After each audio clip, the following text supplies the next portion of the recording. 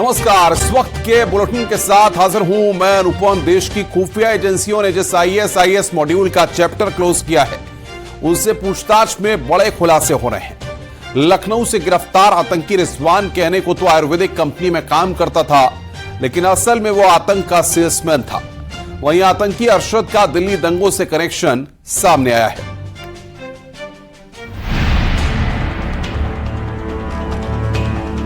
बहुत सारे ऐसे मॉड्यूल बस्ट किए हैं जिनका टाइमली बस्ट ना होने से बहुत ही सीरियस वारदात कहीं ना कहीं ये लोग अमल में ला सकते थे। तो इसी के साथ अयोध्या पर टेरर अटैक की साजिश फेल हो गई। 26/11 जैसे हमले की साजिश नाकाम हो गई। लेकिन आतंक के इंजीनियर से पूछताछ में जो खुलासे हो रहे हैं वो बेहद चौंकाने वाले हैं। इन सभी संदिग्ध आतंकियों का कनेक्शन ISIS से प्रेरित मॉड्यूल से है, जो खौफ का कारोबार करने के लिए आतंकी ऑनलाइन ट्रेनिंग देते थे।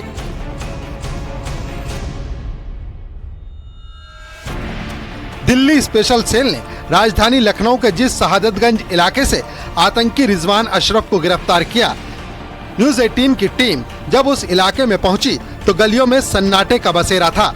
बताते हैं कि आतंकी रिजवान अशरफ अपनी पत्नी और 3 बच्चों के साथ कुछ दिन पहले ही इस घर में रहने आया था, जिसे उसने ई-कॉमर्स साइट के जरिए किराए पर लिया था और डिजिटल पेमेंट के जरिए एडवांस किराया भी दिया था। राजधानी लखनऊ के सादतगंज इलाके के मौजम नगर मोहल्ले के इसी घर से नई दिल्ली स्पेशल सेल ने ISIS से जुड़े आतंकी मोहम्मद रिजवान अशरफ को गिरफ्तार किया है। दिल्ली स्पेशल सेल ने कुल 3 ISIS आतंकियों को गिरफ्तार किया है, जिसमें रिजवान अशरफ भी शामिल है। इस घर में 8 दिन पहले ही रिजवान अशरफ अपनी पत्नी और 3 बच्चों के साथ रहने आया था। इसके मकान मालिक डॉक्टर जियाउल हसन से 1 महीना पहले रिजवान अशरफ ने ये मकान किराए पर लिया था और एडवांस पेमेंट भी उसने डिजिटली की थी। एक ई-कॉमर्स साइट के जरिए उसको ये मकान मिला था। फिलहाल रिजवान अशरफ स्पेशल सेल की कस्टडी रिमांड में है, जहां यूपी ATS की एक टीम भी उससे पूछताछ कर रही है। लेकिन इस मोहल्ले में रहने वालों को रिजवान ने कभी भी भनक तक नहीं लगने दी कि वो दहशत की पाठशाला का एक शातिर सपोला है। वो किसी आयुर्वेदिक कंपनी का कर्मचारी नहीं, बल्कि आतंक का सेल्समैन है। उसकी पीठ पर लदे बैग में खौफ का सामान है। ऑफ द कैमरा मोहल्ले वाले बताते हैं कि रिजवान अशरफ अपने साथ 2 मोबाइल रखता था, जिसमें एक कीपैड वाला था और अक्सर गली के मुहाने पर जाकर ही वो मोबाइल पर लोगों से बातचीत करता था। यहाँ मोहल्ले के लोगों से जो बातचीत हुई है, ऑन कैमरा तो कोई कुछ बोलने को तैयार नहीं, लेकिन ऑफ कैमरा लोगों का यही कहना है कि वो आमतौर पर जब घर से निकलता था उसके कंधे पर एक पिट्ठू बैग लदा हुआ करता था और ये अंदाजा लोग लगाते थे कि वो चूंकि एक दवा कंपनी से जुड़ा हुआ है तो शायद उस कंपनी से संबंधित चीजें उस बैग में होगी। वो 2 मोबाइल अपने पास रखता था, जिसमें एक कीपैड वाला मोबाइल होता था। आमतौर पर जब वो घर से निकलता था तब मोबाइल पर बात नहीं करता था, गली के उस मुहाने पर पहुंचकर वो मोबाइल पर बातचीत करता था। जांच एजेंसियों से बातचीत में पता चला है कि रिजवान अशरफ मूल रूप से प्रयागराज का रहने वाला था, लेकिन उसने आजमगढ़ में भी कुछ वक्त तक पढ़ाई की थी और प्रयागराज में कुछ समय तक धार्मिक शिक्षा भी दी थी, लिहाजा लोग उसको मौलाना भी कहते थे। अभी तक जो पूछताछ से जानकारी मिली उसके मुताबिक मूल रूप से नैनी प्रयागराज का रहने वाला है रिजवान अशरफ। वहां पर उसने कुछ पढ़ाई की और कुछ पढ़ाई उसने आजमगढ़ में की है और कुछ समय प्रयागराज में उसने धार्मिक शिक्षा देने का काम भी किया है, लिहाजा उसे तमाम लोग मौलाना के नाम से भी जानते हैं। लेकिन उनके मंसूबे क्या थे, वो कैसे ISIS के संपर्क में आए और दिवाली के समय कहां पर धमाकों को अंजाम देना था, कहां कहां की रेकी हुई है, इन तमाम बातों की पूछताछ की जा रही है। टेलीग्राम ऐप पर ISIS के हैंडलर से जुड़ा रिजवान अशरफ खौफनाक प्लान को अंजाम देने वाला था। अयोध्या, दिल्ली और मुंबई जैसे कई शहरों को दहलाने की साजिश थी, जिसे देश की सुरक्षा एजेंसियों ने नाकाम किया है। जांच में ये बात सामने आई है कि दिवाली के वक्त अशरफ और उसके साथी ID ब्लास्ट करने वाले थे। इसके लिए कुछ ठिकानों की रेकी भी की गई थी। इन्होंने रेकी करी। वेस्टर्न घाट्स में इन्होंने अपना ठिकाना बनाने की कोशिश करी। कई ऐसे वाइल्ड लाइफ एरियाज थे जहां पे इन्होंने नंबर ऑफ वीक्स बिताए और इनको क्लियरली एक टास्किंग दी जाती थी कि किस स्टेज पे क्या करना है। पूछताछ में आतंक के आगे की प्लानिंग के साथ ही अतीत के कनेक्शन भी सामने आ रहे हैं। आतंकी अरशद का दिल्ली दंगों से भी तार जुड़ा है। सूत्रों के मुताबिक अरशद ने ही शर्जिल इमाम को जेएनयू से बुलाया था, जिसे दिल्ली दंगों के दौरान प्रमुख आरोपी के तौर पर गिरफ्तार किया गया था। राजधानी दिल्ली में सीए और एनआरसी के मामले पर दंगा कराने की जो कोशिश की गई थी और काफ़ी हंगामा हुआ था और राजधानी दिल्ली में इस मामले में कई लोगों को गिरफ्तार किया गया था, तो उस वक्त में जो इसकी भूमिका रही थी वो बेहद महत्वपूर्ण भूमिका रही थी, क्योंकि चाहे बात करें जामिया के स्टूडेंट्स की बात करें या जेएनयू के स्टूडेंट्स की बात करें या अन्य यूनिवर्सिटी की बात करें, तो वहाँ के छात्र छात्राओं को भड़काने का, वहाँ पर विवादित पोस्टर चिपकाने का जो आरोप मोहम्मद अरशद वारसी पर लगा था। और आतंक के सपोलों से पूछताछ में लगातार चौंकाने वाले खुलासे हो रहे हैं। समय रहते देश की सुरक्षा एजेंसियों ने दहशत की नापाक प्लानिंग पर पानी फेर दिया, आतंकियों के खौफ मंसूबों को मिट्टी में मिला दिया। Bureau report, news 18।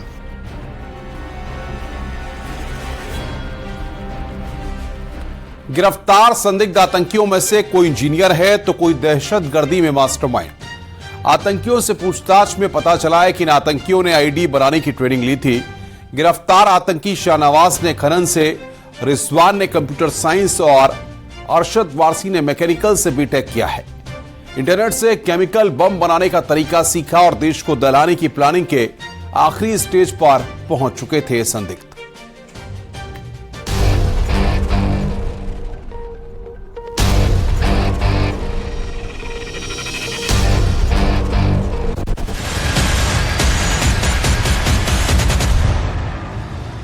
आईएसआईएस के गिरफ्तार आतंकियों से पूछताछ में कई अहम खुलासे हुए हैं। आतंकी शाहनवाज बड़े की तैयारी में था और इसके लिए वो लगातार सक्रिय था। आतंकियों ने लवासा, महाबलेश्वर, गोवा, हुबली, कर्नाटक समेत दक्षिण भारत के कई राज्यों में रेकी की थी। मुंबई और गुजरात में वीआईपी नेता भी उसके निशाने पर थे। इसके लिए शाहनवाज ने नेताओं के रूट की जानकारी जुटाई थी। शाहनवाज और उसके साथियों का गांधीनगर, अहमदाबाद में आईईडी लगाने का प्लान था। साथ ही पश्चिमी राजस्थान के नक्शे से भी जानकारी हासिल की थी ताकि राजस्थान में आईईडी टेस्टिंग प्वाइंट बना सके। सूत्रों के हवाले से दावा यह भी किया जा रहा है कि उन्होंने दिल्ली, राजस्थान और उत्तराखंड में आईईडी टेस्ट किए थे और दिसंबर 2022 से दिल्ली में रहकर हमले के लिए आईईडी बनाने का काम कर रहे थे। दिल्ली पुलिस के मुताबिक इस साजिश के तार पाकिस्तान से जुड़े हैं और 2002 में गुजरात के अक्षरधाम मंदिर में हुए बम धमाके के मास्टरमाइंड फरहत उल्ला गोरी और उसके दामाद शाहिद ने आईएसआईएस के इस नए मॉड्यूल को तैयार करने में मदद की। इस सारे का जो जेनेसिस है वो क्रॉस बॉर्डर में पाकिस्तान में है। जैसा कि हमने पहले भी बताया, जो इनके ओरिजिनल सरगना हैं उनका तार अहमदाबाद ब्लास्ट टाइम से कहीं ना कहीं क्रॉस बॉर्डर से जुड़ा हुआ है। उसमें फरहतुल्लाह गौरी जो है मेन है और उसका सन इन लॉ फैसल है। लेकिन एक स्मोक स्क्रीन लगाने के लिए ये लोग जो हैं वहाँ से इनको डिफरेंट तरीके से एक ऑनलाइन गाइडेंस और ऑनलाइन लिटरेचर और जो रिमोट तरीके से, जैसे कि उनसे डायरेक्ट कनेक्शन ना हो सके, उस तरीके से तमाम चीज़ों की इनको हेल्प जो है मुहैया करवाते हैं। दिल्ली के जैतपुर इलाके से गिरफ्तार आतंकी शाहनवाज ने इंजीनियरिंग की पढ़ाई की थी और इलाके में युवाओं का ब्रेन वॉश कर रहा था। इंजीनियरिंग की पढ़ाई कर रखी थी और ऑनलाइन ट्रेनिंग जो है वह देता था अपने युवाओं को, अपने साथियों को, अपने संपर्क में आए लोगों को, ताकि वह प्रभावित हो कट्टर विचारधारा से। कुछ और लोगों को शाहनवाज के साथ गिरफ्तार किया गया है। अहम मॉड्यूल है यह आईएसआईएस का। केंद्रीय एजेंसियों ने, एनआईए ने इस मॉड्यूल के बारे में जानकारी दिल्ली पुलिस की स्पेशल सेल को मुहैया करवाई, जिसके बाद यह छापेमारी भी बना रहा था। आईएसआईएस के नए जिहादी मॉडल के जरिए बड़ी आतंकी साजिश को अंजाम देने की फिराक में था और आतंकियों के निशाने पर मुंबई से लेकर उत्तर प्रदेश के कई बड़े ठिकाने थे। वो 26/11 से भी बड़ी आतंकी साजिश को अंजाम देने की तैयारी कर रहे थे।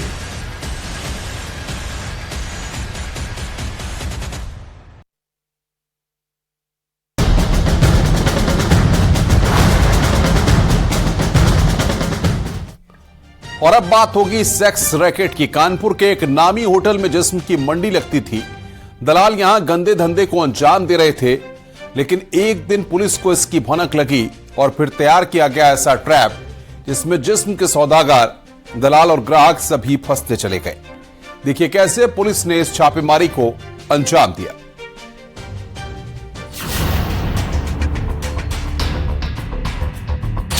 अवैध होटल में जिस्म का बाजार, पुलिस की नाक के नीचे गंदा धंधा।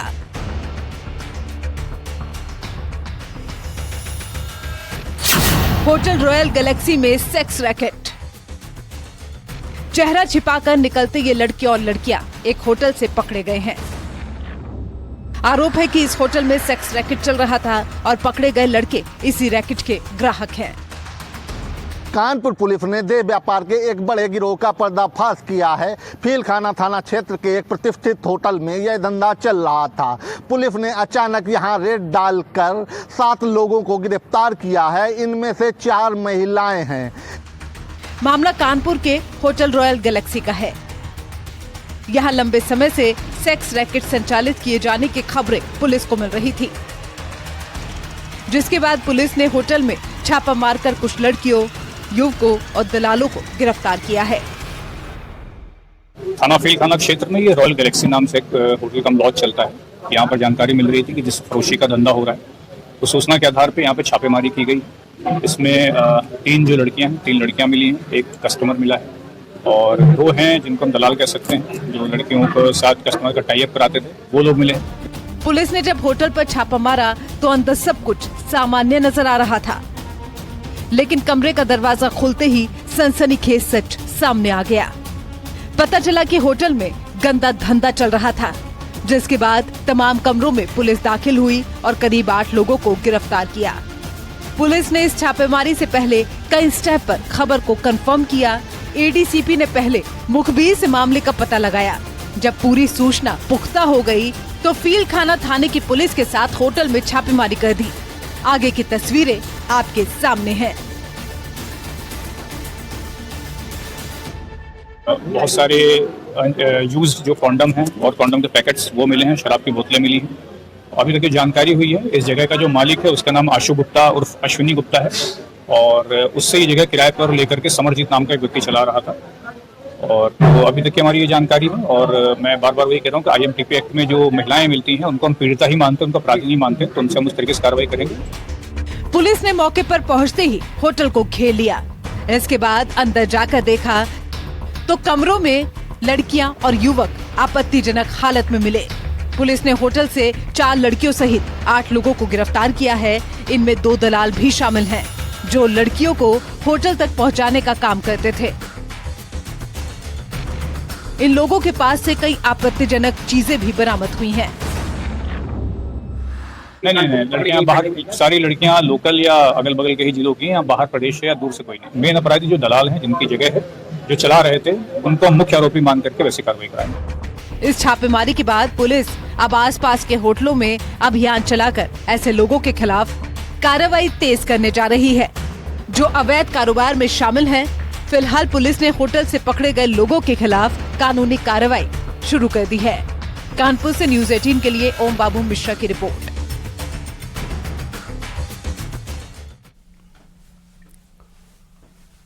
आगे बढ़ते हैं। खबर मुरादाबाद से है, जहां पर अपराध शाखा के इंस्पेक्टर वली मोहम्मद को एंटी करप्शन टीम ने 7,000 रुपए की रिश्वत लेते रंगे हाथ गिरफ्तार किया है।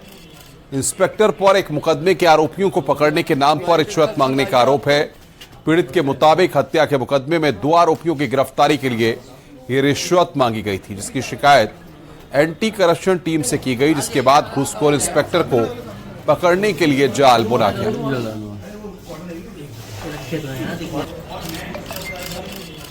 तो मुरादाबाद से एक खबर, आरोपियों की गिरफ्तारी के लिए घूस यहां पर मांगी थी और इस मामले में यहां पर इंस्पेक्टर को रंगे हाथ गिरफ्तार किया गया है।